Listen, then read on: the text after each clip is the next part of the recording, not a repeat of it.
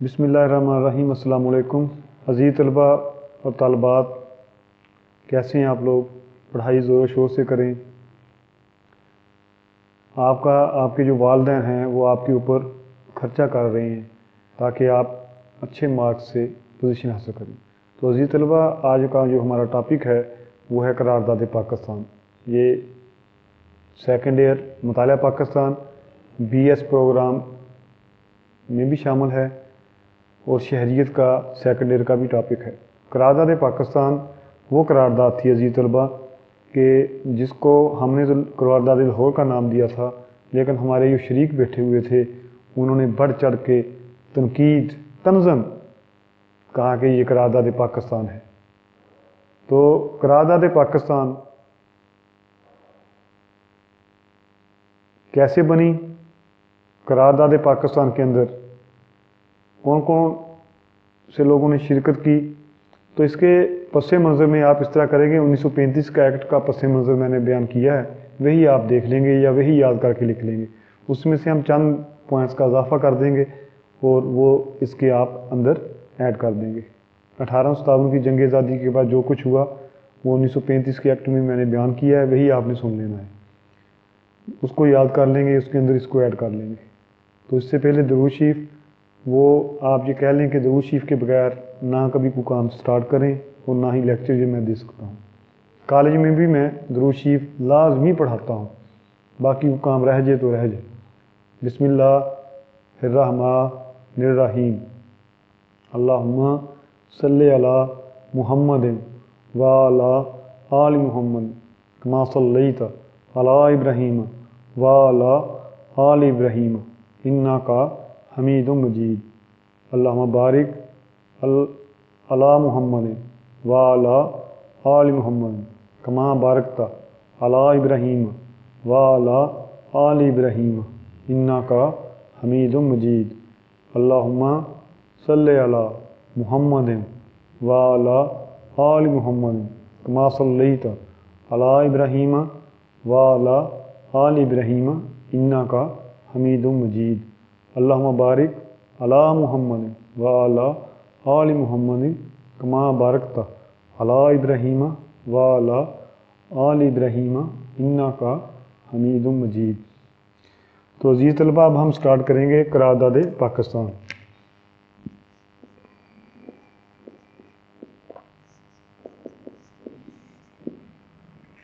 اس کے پس منظر میں آپ نے 1935 کے ایکٹ کو شامل کر لینا ہے۔ اس کے بعد آپ کر لیں گے علامہ اقبال کا خطبہ الہ آباد۔ خطبہ الہ آباد دیا 1930 میں، تو انہوں نے یہ کہا تھا کہ مسلم اکثریتی علاقوں کو الگ ایک مملکت بنا دیا جائے۔ مسلم اکثریتی علاقوں کو ایک الگ مملکت بنا دیا ہے، 1930 میں یہ خطبہ دیا تھا۔ اس کے بعد چودھری رحمت علی گجر 1933 میں، انہوں نے 1933 میں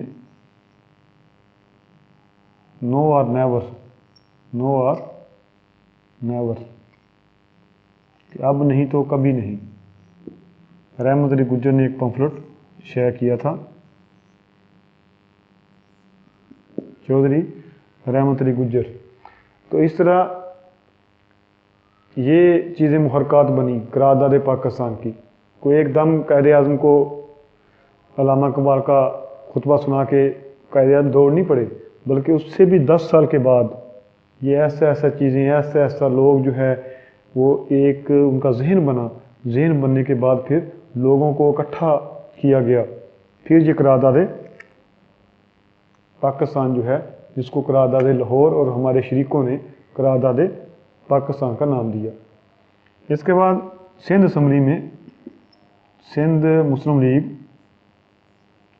نے ایک قرارداد پیش کی تھی اس کے حق میں، اس سے پہلے، یعنی کہ تقسیم، انہوں نے بھی کہا تھا کہ ایک الگ مملکت کے لیے ہمیں جدوجہد کرنی چاہیے۔ تو اس طرح عوام اور قائد اعظم، سید حسن ریاض نے ایک انٹرویو دیا تھا، انہوں نے کہا تھا قائد اعظم 1923 سے ہی ان کا فیصلہ کر چکے تھے، لیکن اپنی قوم کو تیار کرتے کرتے ان کو 10 سال لگ گئے کیونکہ ایک فرد کا فیصلہ تو کوئی فرد کا فیصلہ نہیں ہوتا نا. ایک فرد کہہ دے میں نے پاکستان بنانا ہے، یا کوئی اٹھ کے نعرہ لگا دے، سو وہ گھر میں ہی نعرہ لگا دے جی میں نے الگ گھر بنانا ہے، تو ایک فرد کو تو وہ جوتیاں پڑتی ہیں کہ جو اس کا گھر میں برا حال ہو جاتا ہے. تو قائد اعظم نے 10 سال اپنی قوم کو تیار کیا کہ بھائی ہم ایک الگ وطن حاصل کریں گے. جب ان کا ذہن سازی ہوگی تو پھر قائد اعظم نے 1940 میں ایک سالانہ جلسہ ہوا 23 مارچ 1940 میں. اب 23 مارچ 1940 میں جب جلسہ ہوا، اس کا نام تھا منٹو پارک. اس کا نام تبدیل ہو کے کیا بن گیا؟ اس کا نام تبدیل ہو کے بن گیا اقبال پارک.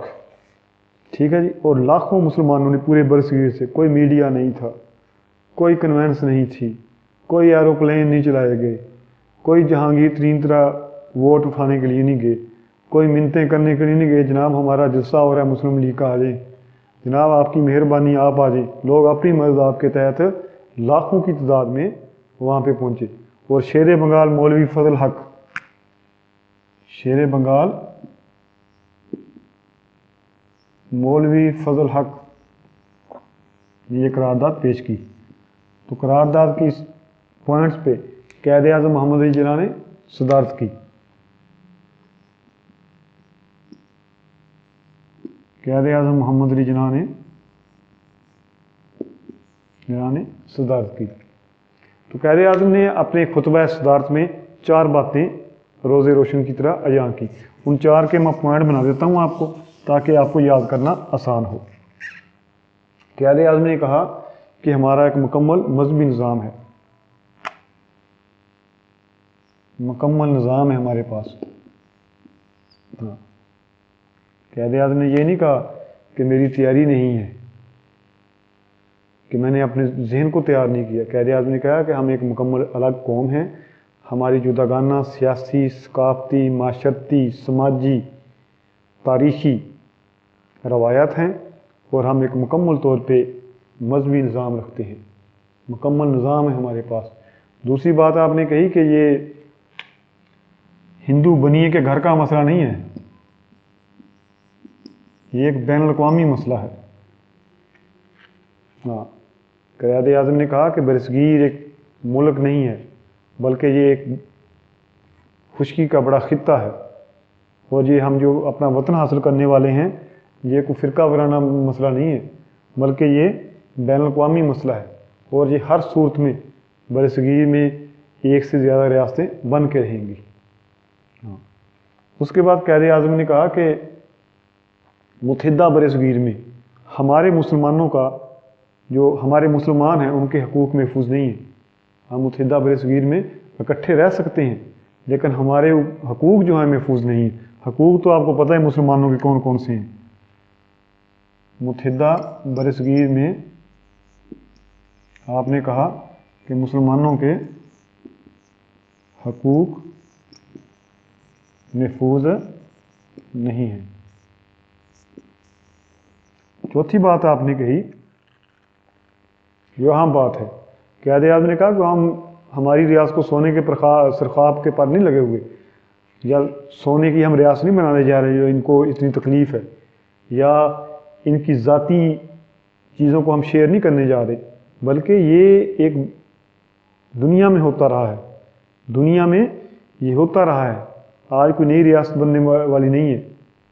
اگر جنوبی ایشیا کے مسلمانوں کو جداگانہ مملکت کا حق دیا جائے تو یہ فیصلہ پوری طرح تاریخی اور منطقی ہے. قائد اعظم نے کہا کہ یہ تاریخی اور منطقی فیصلہ ہے. ہاں، ہم کوئی انہونا کام نہیں کرنے جا رہے. اس کے بعد قرارداد کے اہم نکات آپ نے بیان کیے کہ آزاد مسلم ریاست کا قیام جو ہے، آزاد مسلم ریاست کا قیام، قائد اعظم کی جو قرارداد تھی اس میں جو پہلا پوائنٹ بنتا ہے وہ آزاد مسلم ریاست کا قیام. ایک آزاد آپ نے کہا، ایک آپ نے کہا مسلم ریاست ہونی چاہیے. یہ نہیں کہ آپ قائد اعظم نے کہا آپ جہاں ہندو مرضی سے سکھوں کے ساتھ اکٹھے رہیں، بے شک انگریزوں کے متحد رہیں، لیکن ہم جو ہیں اپنی آزاد मुस्लिम रियासत बनाएंगे। दूसरा आपने कहा कि ये आप सोच लें कि तकसीम के अलावा कोई किसी किस्म की स्कीम कबूल नहीं, कोई स्कीम कबूल नहीं, कोई स्कीम कबूल नहीं। ये नहीं कि सुबह अंग्रेज़ और हिंदू ये कहें नहीं जनाब आप ऐसे करें, 4-5 साल और इकट्ठे रहें, 10 साल के बाद हम आपको अलग कर देंगे। ये तो अल्लाह ताला का शुक्र है कि खैर आदम की टीबी की बीमारी का नहीं पता चला, वरना अंग्रेज़ कहते अभी 1 साल और रहने दें, 1.5 साल और रहने दें।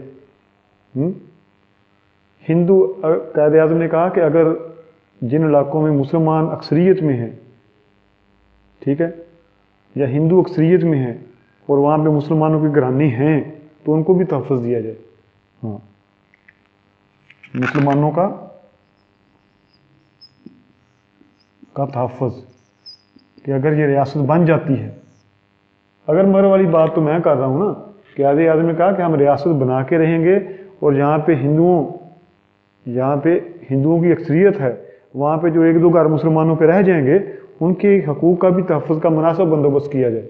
हाँ, इसके बाद करारदाद पे रद्द-ए-अमल मैं आपको बताता हूँ। मुसलमान तो खुश हो गए, बड़े बड़े उलमा इकराम, ठीक है, बड़े बड़े लीडर, अवाम, नारे लगाए गए और हमारे शरीकों ने हमें ताना दिया कि देखा आए बड़े पाकिस्तान बनाने वाले, करारदाद पाकिस्तान मंजूर करने गए थे। तो अज़ीज़ तलबा, अल्लाह ताला ने फिर शरीकों के ताने को, ठीक है जी, हमारा पाकिस्तान बना दिया। करारदाद पाकिस्तान मंजूर होने के 7 साल के बाद पाकिस्तान बन गया। प्रोफेसर रऊफ़ रशीद को इजाज़त दीजिए। अल्लाह हाफिज़।